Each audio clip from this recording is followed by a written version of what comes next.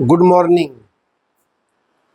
आज circular motion के इस वीडियो में, इस लेक्चर में हम लोग कुछ नया करने वाले हैं। हर लेक्चर में मैं कुछ न कुछ मोटिवेशन के पॉइंट ऑफ व्यू से आपसे चर्चा करता ही रहता हूं। और एक ही बात, क्योंकि मोटिवेशन के इस रेंज में बहुत ज़्यादा बातें करनी नहीं है हमको, एक ही बात बार बार रिपीट होता है, लेकिन वो ज़रूरी भी है। आप पढ़ो, दुनिया बहुत तेज़ी से बदल रही है, माहौल बहुत तेज़ी से बदल रहा है। और इस दौर में अगर आपने खुद के लिए एक जो परफेक्ट है वो रास्ता नहीं चुना, अच्छी पढ़ाई नहीं करी, तो जीवन कष्ट में होगा बच्चा। अगर आगे सुख करना चाहते हो, मौज करना चाहते हो, तो आज काफ़ी मेहनत करो, इतनी मेहनत करो कि रिजल्ट तुम्हें बहुत सस्ता दिखने लगे। नहीं तो आगे बहुत परेशानी है जीवन में, बहुत तेज़ी से चीज़ें बदल रही हैं। और इसका एहसास अभी आपको इसीलिए नहीं होगा कि आप अभी पैसे कमा नहीं रहे हैं। जब अर्निंग के फेज पर आप आएंगे तो आपको दुनिया समझ में आएगी। तो अर्निंग का वो पैटर्न जो इजी हो जाए, आसानी से पैसे आपके पास आए, तो वो पैसे आसानी से नहीं आते हैं। जिसे आप आसान कहते हैं वो आसानी से नहीं आते हैं। शोहरत और इज्जत एक दिन में नहीं मिलती। और ये तमाम चीज़ें आज के इस कठिनाई से, आज की इस परेशानी से, आज की इस मेहनत से आपका कल आसान होगा। इसीलिए कहते हैं कि पैसे आसानी से आते हैं जब हमारा संघर्ष मजबूत रहता है। तो संघर्ष तो कर ही लिया मैंने, वो तो कहने की बात है। खैर, जो है ये तो है, इसीलिए आपको पढ़ना चाहिए। और हमारा प्लेटफॉर्म और ये डी चंद्रा सर आपके लिए बिल्कुल समर्पित है, भाव से समर्पित है, दिल से समर्पित है, मेहनत से समर्पित है, और you can say in all respects. आज सर्कुलर मोशन में अच्छा एक बात और भी करनी है। अक्सर आप ये देखते होंगे कि जितने भी एग्जामिनेशंस परफॉर्म करने वाले हैं या सीनियर्स आपके कर चुके हैं, ऑब्जेक्टिव क्वेश्चंस का दौर चलता है। लेकिन वो ऑब्जेक्टिव क्वेश्चंस तब आपके लिए आसान हो जाता है जब आप कंसेप्चुअल प्लेटफॉर्म पर स्ट्रॉन्ग होते हो। और जो कंसेप्ट को बिल्डअप करता है वो है सब्जेक्टिव क्वेश्चन। वहीं से थ्योरी के सारे कॉन्सेप्ट्स आपको समझ में आते हैं, एप्लीकेशन समझ में आता है।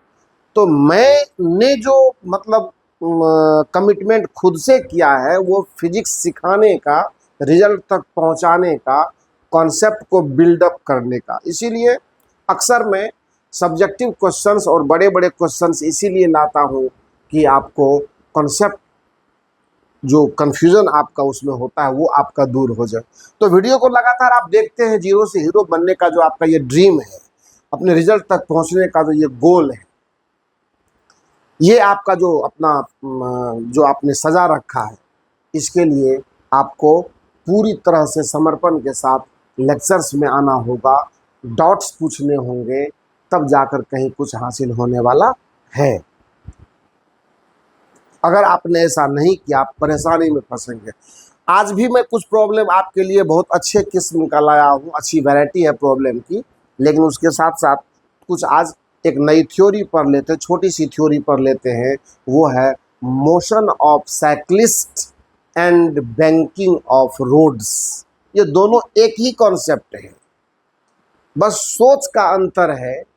कि जैसे आप मान लेते हैं आप साइकिल चलाते हैं, मोटरसाइकिल चलाते हैं, सपोज टू व्हीलर चलाते हैं, दो पहिए वाले वाहन अगर आप चला करके और किसी सर्कुलर टर्निंग से आप गुजर रहे हैं, मैं आपको चर्चा करने वाला हूं मोशन ऑफ साइक्लिस्ट।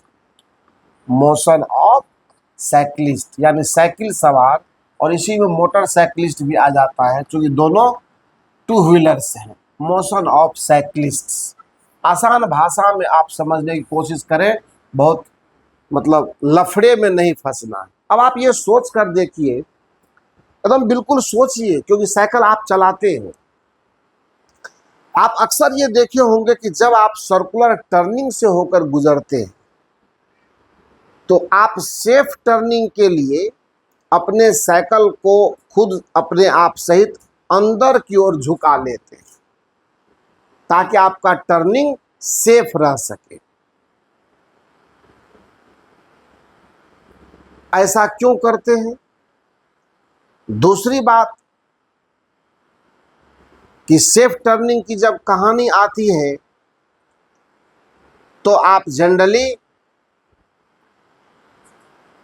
इस तरह के जो प्रोसेस अंदर की तरफ झुकने की जो बात करते हैं, तो कब कितना झुकना है, कैसा टर्निंग है, हाईवे का टर्निंग है या किसी शहर के गोल चक्कर का टर्निंग, जिसको गोलंबर बोलते हैं, उसका टर्निंग है, वो सारा कुछ डिपेंड करता है उस टर्निंग के नेचर पर, क्योंकि उसी के हिसाब से हर चीज़ें तय होती है हमारी, कि हम अगर मूव कर रहे हैं, हम अगर टर्न ले रहे हैं, तो कितना रेडियस है उस सर्कुलर टर्निंग का, कितनी हमें वेलोसिटी रखनी है। अक्सर आपने देखा होगा कि जब आप सर्कुलर टर्निंग पर हाईवे पर गुजरते हैं तो टर्निंग के बगल में एक बोर्ड लगा करके समथिंग स्पीड डिक्लेयर कर दिया जाता है। मतलब कहने का क्या हुआ कि आप अगर उस टर्निंग से गुजर रहे हो तो वहां पर ये नहीं देखना होता है कि ये 2 व्हीलर है या 4 व्हीलर है, वो तो उस पर चर्चा करेंगे हम, लेकिन स्पीड का लिमिट बता दिया गया है कि आप इस लिमिट पर ही मूव कर सकते हैं। अगर इसके एक्सेस में आप जाएंगे तो आपका एक्सीडेंट होगा, स्किड आउट हो जाएंगे आप। ये तमाम बातें एकदम गंभीरता से समझने सोचने की है। तो अगर मोशन ऑफ साइकिलिस्ट की बात करते हैं आप, तो सर्कुलर टर्निंग पर अगर ये साइकिलिस्ट मूव कर रहा है, ये मान लेते हैं साइकिल सवार है, अब मैं उस तरह से तो बना नहीं सकता हूँ, लेकिन जो भी मेरे समझ में आता है उस हिसाब से मैं, आप फिजिक्स को समझिए, डायग्रामिंग तो इसका एक हिस्सा है ही है, तो वो मैं कोशिश करता हूँ, लेकिन अब ये तो इधर जाने की बात करता है, लेकिन ये मैं इधर ले जा रहा हूँ इसको।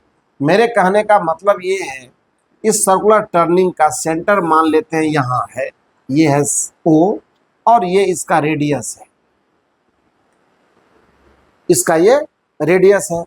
अब चूंकि ये रोड को जब ये सेफ टर्निंग खोज रहा है, तो सेफ टर्निंग के लिए इसकी मान लेते हैं कि एंगुलर वेलोसिटी कहे तो ओमेगा है, और इस समय में इसकी लीनियर वेलोसिटी कहे तो मान लेते हैं v। यही सबसे कोई दिक्कत नहीं है, ये आपको ऐसे भी समझ में आना है। तो आप क्या करते हैं, जब आप अंदर की तरफ झुकते हैं, इसका मतलब रोड को आप डायगोनली जो है वो फोर्स कर रहे हैं, तो नॉर्मल रिएक्शन जो है वो आपको कुछ ऐसा, रिएक्शन जो रोड दे रहा है वो कांटेक्ट फोर्स वो इस तरह का आ रहा है। ये नॉर्मल कांटेक्ट नहीं है, ये कांटेक्ट फोर्स है, जो क्योंकि आपने जिस हिसाब से इस पर फोर्स लगाया हुआ है, आप जो झुके हैं, तो इसका मतलब अर्थ को आप डायगोनली फोर्स कर रहे हैं, तो आपको जो रिएक्शन मिल रहा है वो इस हिसाब से मिल रहा है। अब सवाल ये उठता है कि भाई साहब, अगर मान लेते हैं कि हमने थीटा एंगल से अपने आप को झुकाया है, और यही क्वेश्चन भी रहता है कि कितने एंगल से हम अपने आप को झुकाएं कि हमारा टर्निंग जो है वो सेफ रहे, फिर या ये होगा कि कितनी वेलोसिटी हमारी रहनी चाहिए सेफ टर्निंग के लिए। तो तमाम चीज़ें कैसे कैसे होने वाली है, थोड़ा गौर से देखेंगे। आपके झुकने से अर्थ तो नहीं अपना फोर्स लगाना बंद करेगी, उसका डायरेक्शन क्लियर है, उसमें कोई हाई तोबा नहीं है और कोई इफ बट नहीं है, वो mg will always act vertically downward. अब इस n का जो कंपोनेंट n cos थीटा है, if theta is the angle of banking कहते हैं इसको, कितने एंगल से आप झुके हैं, तो n cos theta will be the angle of, theta will be the, if theta is the angle of banking, then n cos theta will be the component of contact force, and this is now normal contact, clear। और वो mg, और उसके बाद इसका जो दूसरा component है वो है n sin थीटा, जो आपको नेसेसरी सेंट्रीपिटल फोर्स प्रोवाइड कर रहा है सर्कुलर मोशन करने के लिए। बस यही इसका मामला है, क्योंकि इसमें फ्रिक्शन का जो रोल होता है उसको हम लोग वो यहीं से मैनेज कर देते हैं। आपने जब भी रोड मान लेते हैं बनता है, तो रोड में थोड़े ये लिखा जाता है कि आपके टायर में इतना फ्रिक्शन है तो इस स्पीड से चलिएगा, इतना फ्रिक्शन है तो इस स्पीड चलेगा, वहां पर सारा चीज मैनेज होता है इस कॉन्टैक्ट फोर्स के बैंकिंग एंगल से, ठीक है, वो सब कुछ है, वो हो जाएगा आप। अब यहां पर देखा जाए, अब वो कंडीशन आएगा तो उस पर भी बात करेंगे, अगर वैसा प्रॉब्लम आएगा तो चर्चा होगी उस पर। बहरहाल अब आप देखिए वर्टिकल इक्विलिब्रियम के लिए n cos theta equal to mg है, एंड जो दूसरा है आपका कंपोनेंट कॉन्टैक्ट फोर्स का दूसरा कंपोनेंट n sin थीटा, वो आपको नेसेसरी सेंट्रीपिटल फोर्स प्रोवाइड कर रहा है ना। Here n is the contact force, और ये रिएक्शन है, ये अभी भी है रिएक्शन ही, क्योंकि पहले आपने धरती को दबाया है, अर्थ को दबाया है, तो उसके बाद अर्थ ने आपको रिएक्शन लगाया है। कॉन्टैक्ट फोर्स मैंने नॉर्मल कॉन्टैक्ट नहीं लिखा, सिर्फ कॉन्टैक्ट फोर्स लिखा। और दूसरी बात, एंड थीटा, जो आपने थीटा लिया है वर्टिकल से angle, theta is the angle of banking for safe turning, angle of banking. और आपको अभी तुरंत समझ में आ गया कि थीटा हम लोग खुद कैसे चूज कर लेते, और banking of cyclist from the vertical for safe turning. आपका टर्निंग सुरक्षित रहे, क्योंकि जीवन अनमोल है, पता ही है आपको, जीवन अनमोल है और जिंदगी मिलेगी न दोबारा। अब दोनों इक्वेशन से हम दोनों चीज ला सकते हैं। आर तो गिवन है, आपको आर को चेंज करना नहीं है, आप कुछ नहीं करना है, 2 में 1 से भागा कर दिए, 2/1 अगर कर देते हैं तो अपन को मिलता है n sin theta upon n cos theta, and this is what mv² बटा r और इंटू mg। m से m देखिए खत्म हो गया, n से n भी खत्म हो गया, यहाँ से अपन को मिल रहा है tan theta equal to v² upon rg। So यहाँ से v का जो वैल्यू होगा √rg tan थीटा। अब आपको ये देख करके समझ में आ जाएगा कि आपकी जो वेलोसिटी है सर्कुलर टर्निंग पर सेफ टर्निंग के लिए, ये लिमिटिंग वैल्यू है ना, rg tan थीटा। अगर आपने थीटा सेलेक्ट किया है तो भी ये रहना है, थीटा आप बढ़ाएंगे तो भी का मान बढ़ेगा, है ना। और rg ये रेडियस कंफर्म है, तो आप चाहें तो थीटा निकाल लें। अगर थीटा निकालना है तो थीटा का वैल्यू क्या हो जाएगा, यहाँ से देख सकते हैं, ये हो जाएगा tan इनवर्स v² बटा rg। यानी आपको जो मर्जी हो वो निकालिए। अगर आपको वेलोसिटी पता करनी है तो उस फार्मूला से जाइए, और अगर आपको ये एंगल ऑफ बैंकिंग पता करना है तो इससे जाइए। तो ये हो गया, आपको एक छोटा सा थ्योरी था मोशन ऑफ साइक्लिस्ट का। साइक्लिस्ट हो या मोटर साइक्लिस्ट हो, इससे कोई दिक्कत नहीं है। अब इस पर एक छोटा सा सवाल हो जाए तो ज़्यादा मज़ा आ जाएगा।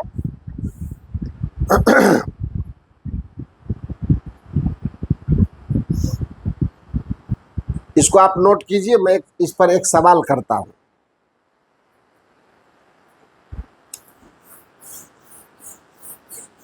कहता है कि एक मोटरसाइकिलिस्ट है जिसका वेट समझ लीजिए कि मोटरसाइकिल सहित 150 kg है, और जिस रोड पर वो टर्न ले रहा है वो 50 मीटर का टर्निंग है। क्वेश्चन आइए ना, अपने से भी कुछ क्वेश्चन जनरेट कर सकते हैं हम लोग, आराम से कर सकते हैं। अब motorcyclist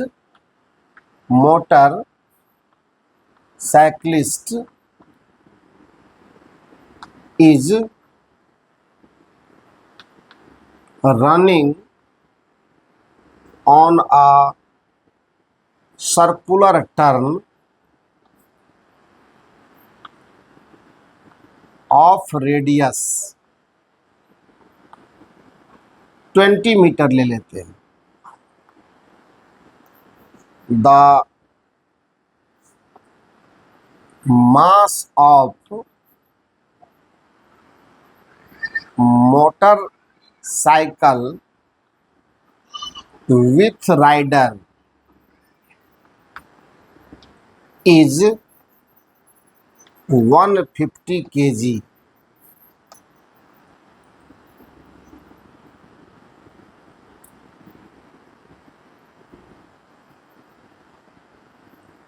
If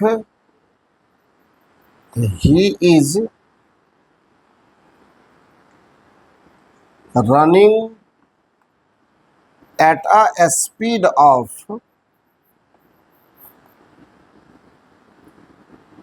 36 kilometer per hour on the turn, then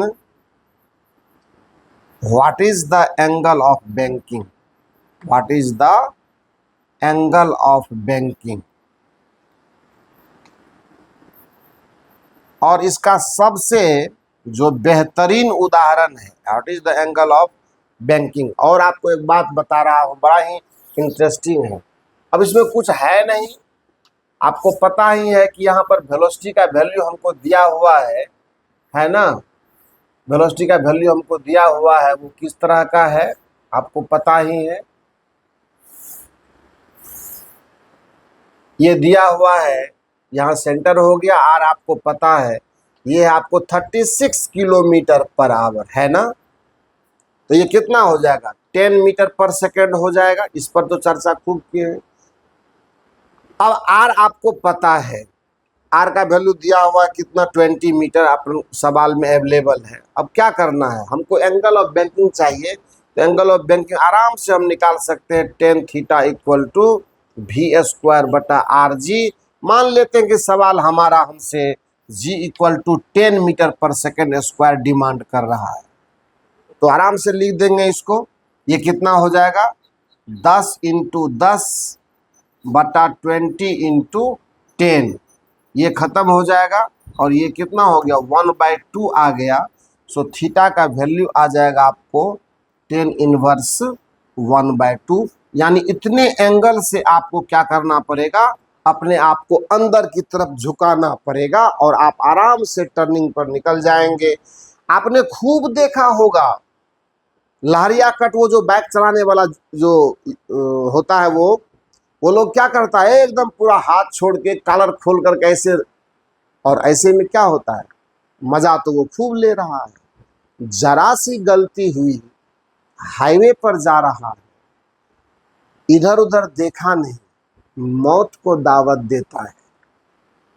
इसीलिए आप अपने नेचर में, प्रकृति में, फिजिक्स के साथ हमेशा जीते हैं, ये आपको ध्यान रखने वाली बात है। इसलिए जब कभी भी लगे उस तरह के सिचुएशन में कि आपका बैलेंस खराब हो रहा है, तो सबसे पहले अपने आप को स्थिर कीजिए और जहाँ तक आपकी समझ है उस हिसाब से जो नेचर का रूल है उसको फॉलो कर लीजिए, आप सेफ रह जाएंगे। और इसीलिए ये सब चीज़ें पढ़ाई जाती है, सिखाई जाती है कि आपको टर्निंग पर झुकना चाहिए, अंदर की तरफ आपको झुकना चाहिए अगर आप सेफ टर्न चाहते हैं तो। चलिए, ये तो हो गया। आप तो भाई साहब 2 व्हीलर चला रहे हैं, जब आप टर्निंग पर गुजरे तो अपने आप को सुविधा मुताबिक जितना ज़रूरत लगा वो खुद एहसास हो जाता है, आपने झुका लिया। 2 व्हीलर है आपके पास, साइकिल है, मोटरसाइकिल है। ज़रा सोच कर देखिए, अगर आप 4 व्हीलर चला रहे हैं और हाईवे पर गुजर रहे हैं, टर्निंग है, तो क्या करेंगे, कार को भी झुका लेंगे, 2 चक्का बाहर से उठ जाएगा और बाकी 2 चक्के पर कार चलेगी। ऐसा नहीं होता है। ठीक है, फिर भी 16 चक्के वाली गाड़ी, ट्रक जा रही है, वो कहाँ से झुका पाएगी। तो जहां पर आप नहीं झुक सकते, तो कंस्ट्रक्शन वालों ने, रोड बनाने वाले इंजीनियर ने रोड को ही झुका दिया, परमानेंट उन्होंने रोड को ही झुका दिया है। तो वो बात वो नहीं लिखता है वहां पर कि मैंने रोड को इतने एंगल से झुकाया है। अक्सर आप देखते होंगे, मैं अभी डायग्राम डालने वाला हूं बैंकिंग ऑफ रोड्स की, आपको बेहतर समझ में आ जाएगा और या फिर आप देखिए टर्निंग पर देखिएगा कि बाहर वाला किनारा ऊपर उठा रहता है और अंदर वाला किनारा अंदर झुका हुआ रहता है, वही है बैंकिंग। हॉरिजॉन्टल से समथिंग एंगल अभी मैं दिखा रहा हूँ, इसके बाद मैं आपको दिखाता हूँ कि बैंकिंग ऑफ रोड्स का थ्योरी क्या है। सेम थ्योरी है, सेम कॉन्सेप्ट है, कहीं कुछ नया उसमें करने को नहीं है। और जो बैंकिंग ऑफ रोड्स की कहानी है उसमें आपने प्रैक्टिकल देख लिया हुआ है, आप ऑलरेडी रोड पर जाकर के देख सकते हैं, अगर नहीं देखे हैं तो जाते हैं घूमते हैं, पर फिजिक्स की उतनी समझ आ जाएगी तभी तो उसको वॉच करेंगे ना हम लोग। तो बैंकिंग ऑफ रोड्स भी सेम थ्योरी लेकर के चलता है, कहीं पर उसमें कुछ नई बात नहीं है। बैंकिंग ऑफ रोड्स जो है ना, ये हैवी व्हीकल्स के लिए है, मोर देन टू व्हीलर्स के लिए है। बैंकिंग ऑफ रोड्स की जो कहानी है वो मोर देन टू व्हीलर्स के लिए है। जो खुद नहीं झुक सकता है तो उसके लिए रोड को ही झुका दिया जाता है। अक्सर आप ये देखे होंगे, मैं आपको दिखा रहा हूँ, अक्सर आप ये देखे होंगे कि रोड ऐसे टर्न ले रहा है, रोड ऐसे टर्न ले रहा है तो बाहर का जो किनारा है, ये बाहर का किनारा एनी एंगल थीटा से परमानेंट उठा दिया गया, वो टेम्पररी केस नहीं है। और आपकी गाड़ी यहाँ टर्न ले रही है तो ऑन द एवरेज यहाँ ले उसको एक औसत एवरेज पर रख दिया गया है। तो आपको जब भी मेंटेन करना होगा तो उसी हिसाब से हम लोग करेंगे। इसकी बहुत सारी कहानी है, इस पर चर्चा जब सवाल का दौर आएगा तो सवाल के दौर में आप हर चीज समझेंगे।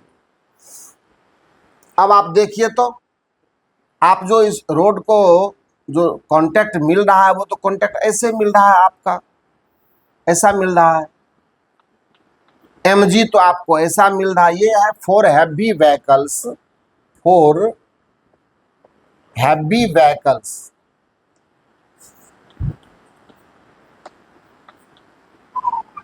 रोड्स आर ऑलरेडी बैंक्ड, और इसीलिए यहां पर आप देखते हो रोड किनारे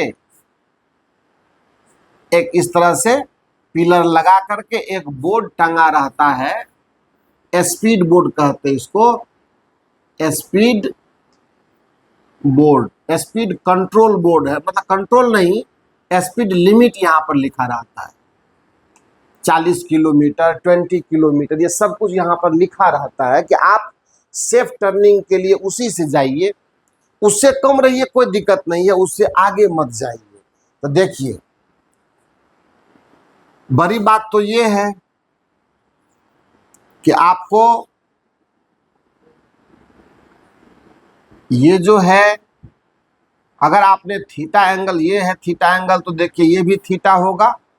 अब देखिए एंगल ऑफ बैंकिंग यहाँ है ना, इन द फिगर, चित्र में क्या है आपके पास, चित्र में आपके पास है ये ओ डैश यहाँ है, ये ओ हुआ मान लेते हैं, तो आपके फिगर में है, in the figure theta is the proper angle of banking, proper angle of banking of road. क्योंकि रोड जब एक ही बार बनता है ना, तो रोड जब एक ही बार बनता है तो रोड को एक बार जब डिजाइन कर दिया आपके इंजीनियर ने, तो फिर उसके बाद उसको वो चेंज नहीं कर सकता है। तो जहां कहीं भी आपको वो है, तो इस आपकी वेलोसिटी अगर मान लेते हैं, इस पर आपने भी रखा हुआ है, अपने गाड़ी को जब भी स्पीड से आप इस पर दौड़ा रहे हैं रोड पर, है ना, स्पीड अगर आपका भी है तो उस हिसाब से आप बता दीजिए एन का ये वाला कंपोनेंट क्या होगा, एन कॉस थीटा होगा, एकदम 100% होगा। और रेडियस आपका सेंटर, वो जब यहाँ पर बना रहा होता है तो कॉर्नर से उठाता है, और कॉर्नर से उठाता है एंड पॉइंट से, तो सेंटर उसका यहाँ नहीं है, यहाँ वो एक इमेजिनेशन लेकर के इस लेवल पर लेकर के वो टर्निंग का जो वो पैटर्न तैयार करता है। ठीक है, मन में ये ना रहे कि सर्कुलर मोशन के लिए सेंटर यहाँ, जी नहीं, जिस लेवल पर आप टर्न कर रहे हैं उस लेवल पर जो है आपका इमेजिनेशन है। तो इसका मतलब है कि रेडियस ऑफ सर्कुलर पाथ यहाँ मेंटेन हुआ और जो नेसेसरी सेंट्रीपिटल फोर्स उसको चाहिए वो n sin थीटा से मिल जाता है। तो बात तो हो गई ना, n cos थीटा ने उसको वेट बैलेंस करने का मौका दे दिया। देखिए सब चीज से मारा है ना, n cos थीटा से उसने क्या कर लिया, वेट बैलेंस कर लिया, एंड n sin थीटा ने उसको क्या दिया, नेसेसरी सेंट्रीपिटल फोर्स दिया सर्कुलर टर्निंग के लिए। डिवाइड कर देंगे क्या मिलेगा, n sin थीटा बटा n cos थीटा आएगा, n cos थीटा, और ये होगा mv² बटा r इंटू mg। सेम चीज है कि नहीं, आप वहां देख लीजिए और यहाँ देखिए कोई अंतर नहीं है।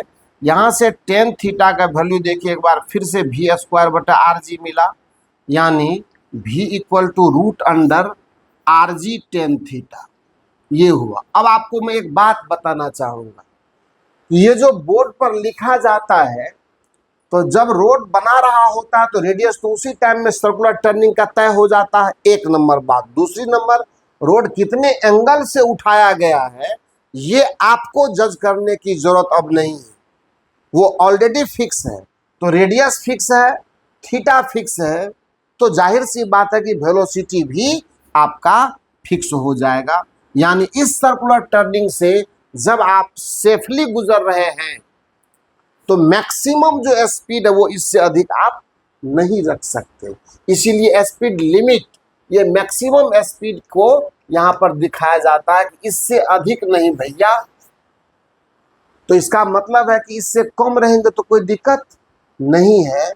तो फॉर सेफ टर्निंग कंडीशन क्या हो जाएगा, बता सकते हैं तो बता दीजिए, और बताएंगे जब सामने में रहेंगे तब ना बताएंगे। इसीलिए फॉर सेफ टर्निंग भी लेस देन इक्वल टू लिखा जाता है rg tan थीटा। मैंने एक बार फिर से कहा है, इस रिलेशन में we don't change theta, don't change r, and g आपका वो भी चेंज नहीं कर सकते हैं। तो ना आप r चेंज कर सकते हैं, ना g चेंज कर सकते हैं, ना थीटा चेंज कर सकते हैं। तो जो इसकी वैल्यू आएगी वो फिक्स वैल्यू आएगी। तो फिक्स्ड वैल्यू आएगी तो ये सेफ टर्निंग की मैक्सिमम वैल्यू है। तो बोर्ड पर लिख दिया जाता है कि भाई साहब, वो इंजीनियर की भाषा है, वो ये नहीं बता कि आप ऐसे यहाँ टर्न लोगे इतने रेडियस का है, इतना एंगल उठाया। उन्होंने सीधे रिजल्ट बताया कि भाई साहब अंदर की बात आप छोड़ दीजिए, आप गाड़ी चला रहे हैं, आप जब इस टर्निंग से सेफली गुजरना चाहते हैं तो स्पीड का लिमिट वहाँ बोर्ड पर लिखा हुआ वो आप देख लीजिए, उससे आगे नहीं जाइएगा। उससे आगे जाइएगा तो आपकी गारंटी कोई नहीं लेगा कि आप कहाँ जाएंगे। तो यही था बैंकिंग ऑफ रोड्स की कहानी, है ना। अब इसको भी समझ लिए हम लोग, मान लेते इस पर एक बहुत बेहतरीन सवाल। अब सपोज कीजिए ना कि कोई कार है, इस रोड से गुजर रही है, तो अगर उसने ये वेलोसिटी लगा रखी है तो एंगल ऑफ बैंकिंग निकाल दीजिए आप, कितना होगा, रेडियस इसका इतना है ना। तो और वो सेफली टर्न है, मैक्सिमम ये स्पीड लगा पा रहा है, तो प्रॉपर एंगल ऑफ बैंकिंग का वैल्यू कितना होना चाहिए, tan theta equal to v²/r। मैं जब इस पर सवाल लाऊंगा तो एक बड़ा सवाल, ढंग का सवाल आएगा और बहुत जल्द आएगा। छोटा मोटा सवाल ऑब्जेक्टिव में कोई जान नहीं रहेगा, इसीलिए टाइम पास की बात बिल्कुल नहीं होनी चाहिए। जो भी बात होनी चाहिए वो पुख्ता होनी चाहिए। ऑनलाइन लेक्चर की यही सबसे बड़ी खासियत है, इधर उधर की बातों में, इधर उधर के छोटे छोटे ऐसे सवाल में आप उलझने का काम न करें। एक अच्छे सवाल, एक अच्छे कॉन्सेप्ट को लगातार पढ़ने की कोशिश करें, उसी से आपका भला होने वाला है। और लगातार मेहनत करेंगे तो कुछ न कुछ इसका अच्छा परिणाम होगा ही होगा। ईमानदारी से खाली पढ़िए ना, रिजल्ट तो स्टूडेंट का ही होता है। देव थोड़े उतर करके आते हैं, भगवान थोड़ी उतर करके आते हैं, भगवान का आशीर्वाद होता है, वो भी किसी ने देखा नहीं है, हमारे विश्वास में निहित है कि मुझे जब लगता है कि मैं अपना काम ईमानदारी से कर रहा हूँ तो मुझे अपना परिणाम भी अच्छा आने का एहसास होने लगता है ना। इसको आप एक बार जल्दी से लोकेट करें, मैं थोड़ा कुछ अलग काम करने वाला हूँ।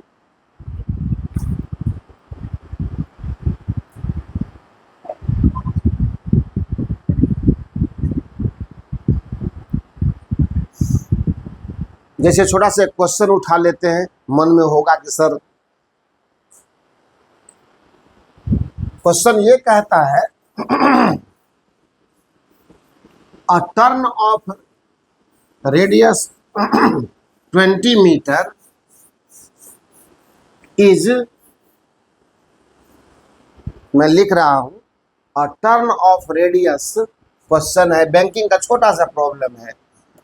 अ turn of radius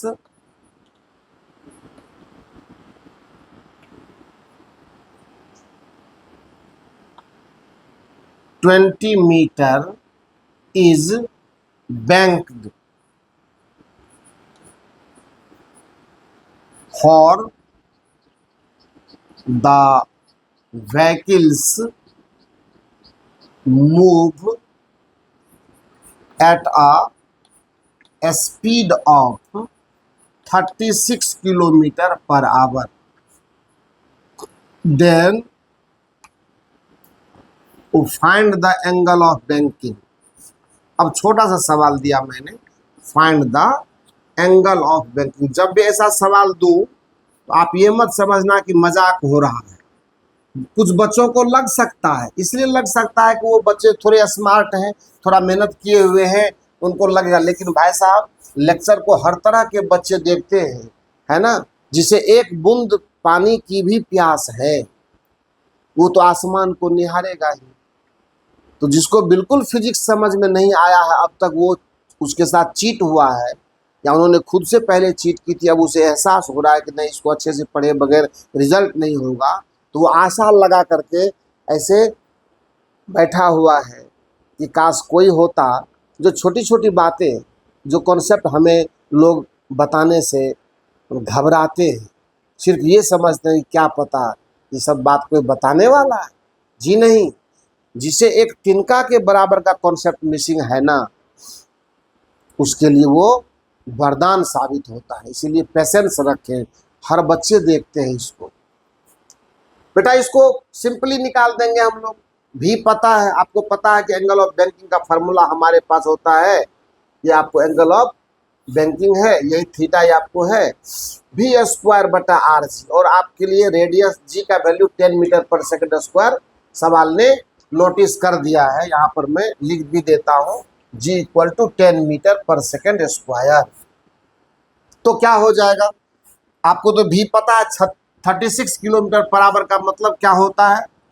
36 kilometre per hour का क्या मतलब होता है, इसका मतलब होता है 10 मीटर पर सेकंड। 5/18 से गुना कीजिएगा, 36 × 5/18 ये मीटर सेकंड का फार्मूला है। 18 दूनी 36, ये बराबर होगा 10 मीटर पर सेकंड। ये मैं इसीलिए बताऊँ, कोई बच्चा अगर अभी तक इसको नहीं सीखा हुआ है तो वो भी सीख ले। गाड़ी यहाँ चल रही है, गाड़ी से कोई परेशानी नहीं है, आपको सारा फिगर मैंने बता दिया पहले ही। तो क्या होगा, यहाँ पर v का वैल्यू 10 × 10 आप लगा दो, r का वैल्यू 20 है और g का वैल्यू 10 है। इसी का सेम सवाल तो किए थे अभी। सो थीटा का जो वैल्यू आने वाला है वो आने वाला है 10 इनवर्स। संजोग लग गया कि सेम टाइप का आ गया, पर वो मोशन ऑफ साइक्लिस्ट के मामले में था और ये बैंकिंग ऑफ रोड्स के मामले में। यही एंगल ऑफ बैंकिंग का फर्म वैल्यू आ गया, आगे आंसर हमारे पास, कहाँ कोई तकलीफ हुई हमको। मेरा कहना है कि आप ये सब बातों में उलझिए नहीं। तो ये हो गया, आप इसको नोट करो, सीखो, देखो, समझो, जो करना है वो करो, आपकी मर्जी। अब मैं आपके लिए एक सवाल लाता हूं, बड़ा ही ढंग का अच्छा प्रॉब्लम है। धीरे धीरे सवाल पर भी काम करते चलते हैं, बढ़िया बढ़िया प्रॉब्लम पर। छोटा सवाल आएगा, थोड़ा आज देखते हैं। एक क्वेश्चन बड़ा ही ढंग का क्वेश्चन है, मुझे लगता है कि उसके लिए कुछ आपको एक मतलब कुछ प्रैक्टिकल जैसी बात, अच्छा मैं दिखा देता हूँ, कोई बात नहीं। क्वेश्चन क्या है वो सुनते हैं सबसे पहले। और आप अगर बुक यूज़ करते हैं, आपके पास अगर SCB है तो 24 नंबर का क्वेश्चन लिखूंगा नहीं, क्वेश्चन को बहुत बेहतर तरीके से समझा देता। क्वेश्चन कहता है कि हमारे पास एक हेमी स्फेरिकल बाउल है, बॉल BOWL, जिसको कटोरा बोलते हैं आप। एक हेमी स्फेरिकल बॉल है और उस हेमी स्फेरिकल बॉल में वो हेमिस्फेरिकल बॉल को हमने खुद के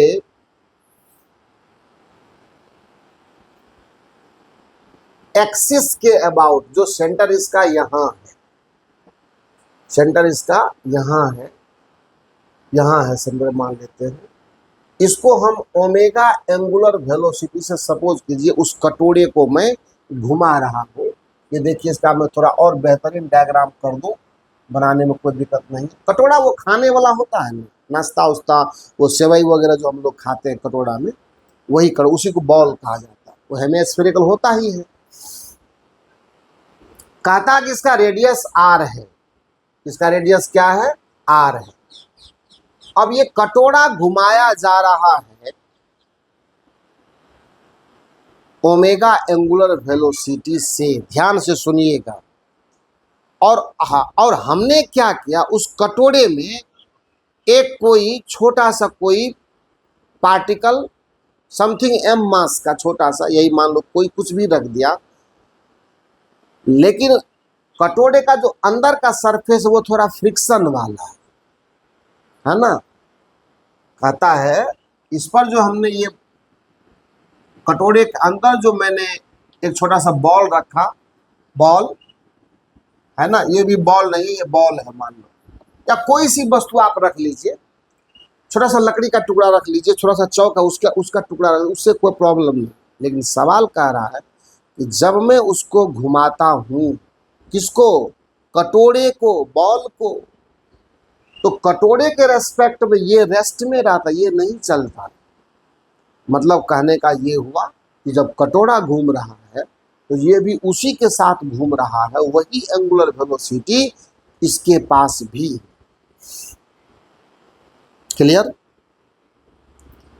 अब ये कहता है कि आपको एंगुलर वेलोसिटी का रेंज बताना होगा, या लीनियर वेलोसिटी का रेंज बताना, वेलोसिटी का एक रेंज बताना होगा, ताकि यह बॉल इस कटोरे में स्टेशनरी रहे, मतलब स्लिप ना करे। अब रेंज पूछ रहा है, अब रेंज क्या होगा भाई साहब, तो रेंज ये होगा, अगर आप बना सकते हैं, फ्रिक्शन कोएफिशिएंट यहाँ पर म्यू दिया हुआ है, फ्रिक्शन कोएफिशिएंट दोनों सरफेस का म्यू दिया हुआ, कैसे बनाओगे सवाल। अगर बना सकते हो, मैं सवाल को पूरा पढ़ रहा हूं, आप थोड़ा धैर्य से सुनना है। अ hemispherical ball of radius capital R is rotated about its axis of symmetry, which is kept vertical. A small block is kept in the ball at a position where the radius makes an angle theta with the vertical. वो तो बता देंगे, vertical से वहाँ theta कोण बना रहा है। The block rotates with the ball without any slipping. The friction coefficient between the block and the ball surface is mu. Find the range of the angular speed for which the block will not slip. सीधी सी बात, ball will not slip. देखो भाई साहब, ज़्यादा दिमाग लगाओगे दिमाग खराब हो जाएगा, लेकिन दिमाग को खराब होना भी जरूरी है। वो जब खराब नहीं होगा तो अच्छा काम करके नहीं देगा। रेंज का मतलब क्या हुआ, ओमेगा मतलब बॉल को मैं कैसे घुमाऊं तो या तो स्लिप करके वो ऊपर छिटक जाए या स्लिप करके नीचे गिरे।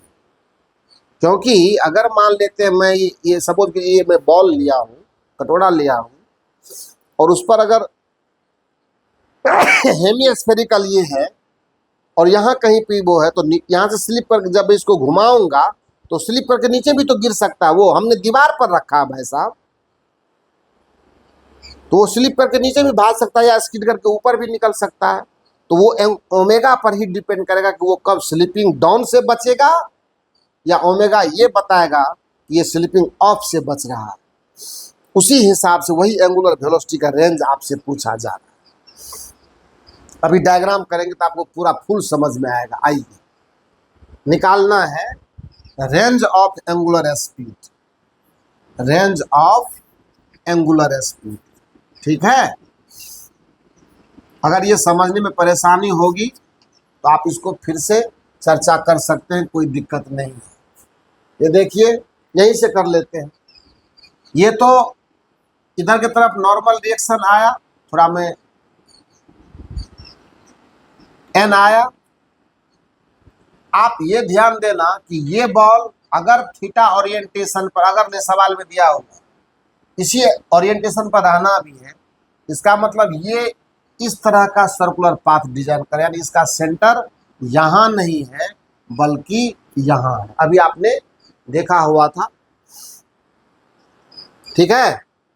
तो ये आर साइन थीटा हो जाएगा, यानी आपका जो बॉल है ये ओमेगा एंगुलर वेलोसिटी से ही मूव कर रहा है, पर इसका रेडियस क्या है, वो आर साइन थीटा है। हो गया क्लियर।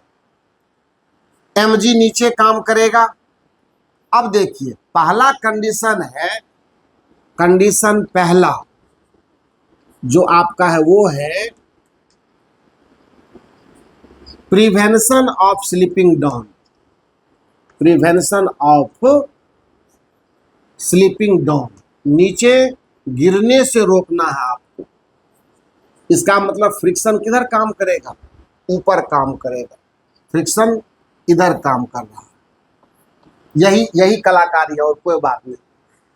तो आप नीचे स्लिप करना चाहते हैं और आपको स्लिपिंग से रोक रहा है, इसका मतलब फ्रिक्शन अप द प्लेन काम कर रहा है। अब हो गया मामला।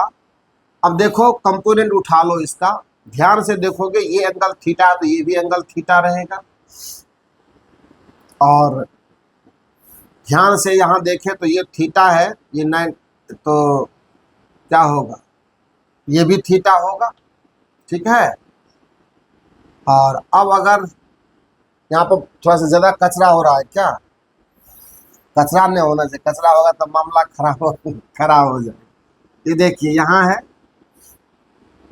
हाँ ये थीटा है, ये आर साइन थीटा रहा, इधर आपको वेट mg काम कर रहा है, नॉर्मल रिएक्शन इधर की तरफ है, और ये एंगल थीटा है तो ये भी थीटा होगा, अच्छी बात है। और फ्रिक्शन का फोर्स इधर काम कर रहा है, इधर की तरफ फ्रिक्शन, चूंकि वो तो प्लेन के अलोंग लगेगा। तो सिंपल सी बात है कि ये एंगल थीटा हो जाएगा आपका। अब आपको कुछ नहीं करना है, फ्रिक्शन का कंपोनेंट ये एफ साइन थीटा और इसका कंपोनेंट नॉर्मल का एन कॉस थीटा। अब करना क्या, इसी जगह पर इसको बैलेंस होना है तो अपवार्ड फोर्स डाउनवर्ड फोर्स के बराबर कर देते हैं। तो लिखेंगे F sine theta plus N cos theta, ये दोनों मिलकर के mg के बराबर होगा। और दूसरा सर्कुलर मोशन का condition, net force towards the centre equal to mv square by r या m ओमेगा स्क्वायर r। तो r तो आपको पता पड़ गया है कि r आपका r साइन थीटा होने वाला है, होगा ही होगा क्योंकि सेंटर यहाँ है। इधर देख लेते हैं फोर्स का, फ्रिक्शन का ये कंपोनेंट एफ कॉस थीटा दिए क्या होगा, एफ साइन थीटा दिए एफ कॉस थीटा हो जाएगा, और नॉर्मल का ये कंपोनेंट आपको एन साइन थीटा हो जाएगा। अब क्या करना है, net force towards the centre, तो एन साइन थीटा और minus F cos theta equal to M omega 1 कर दीजिए इसको आर साइन थीटा। ये दूसरा इक्वेशन हो गया। अब इसी दूसरा इक्वेशन से हमें ओमेगा 1 का वैल्यू पता पड़ जाएगा। जब ओमेगा 1 पता पड़ जाएगा तो ओमेगा 2 भी पता पड़ेगा। डाउन द प्लेन फ्रिक्शन उठा लेंगे, आराम से मेरा काम हो जाएगा। बस देखिए इसको मैं सॉल्व करता हूँ और कुछ नहीं करना है। F equal to mu into N होता है, ये सबको पता है, हम लोगों को डाल देता हूँ, लिखता हूँ, और इसको मैं लिख रहा हूँ mu into N sine theta plus N cos theta equal to mg, और यहाँ एन साइन थीटा, इसके लिए मैं ये लिख रहा हूँ यहाँ पर N sine theta minus mu N cos theta equal to M omega 1 square R sine theta. कुछ नहीं करिए, एन कॉमन लेकर के खत्म हो जाएगा दोनों तरफ से, एम भी, और डिवाइड कर देना है किस में, किस में डिवाइड करेंगे, किसी में कर दीजिए, कोई दिक्कत नहीं है। 2 नंबर नीचे वाले इक्वेशन को ऊपर रखिए और ऊपर वाले दूसरे वाले को नीचे कीजिए, लिखेंगे। इसीलिए मैं लिख पा रहा हूं n into sine theta minus mu cos theta divided by n into sine theta, n sine theta minus mu n cos theta. यहाँ कुछ गड़बड़ी तो नहीं हो गई है भाई साहब?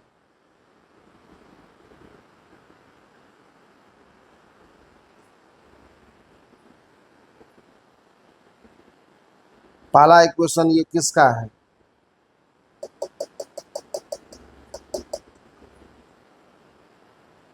f इक्वल टू म्यू, मैंने पहला क्या है, mu n sine theta plus n cos theta equal to mg। और ये दूसरा इक्वेशन क्या है? n sine theta minus mu. ठीक है, कोई दिक्कत नहीं। यहाँ पर है मेरे पास n साइन थीटा, गलती तो नहीं, n कॉस थीटा है ना, f साइन थीटा। हाँ ठीक है, कोई दिक्कत नहीं। n साइन थीटा और माइनस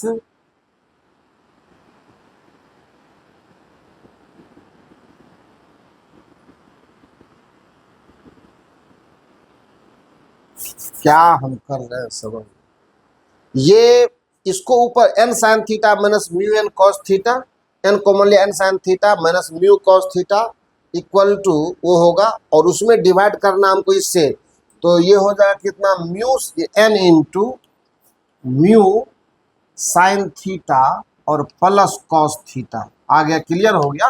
एक्चुअली mg को नीचे कर, mg वाले इक्वेशन को नीचे रखना और इसको ऊपर रखना, चूंकि हमें ओमेगा 1 चाहिए होगा।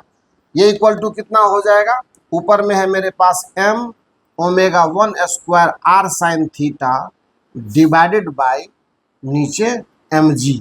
m से m देखिए वो मर गया, m से n मर गया।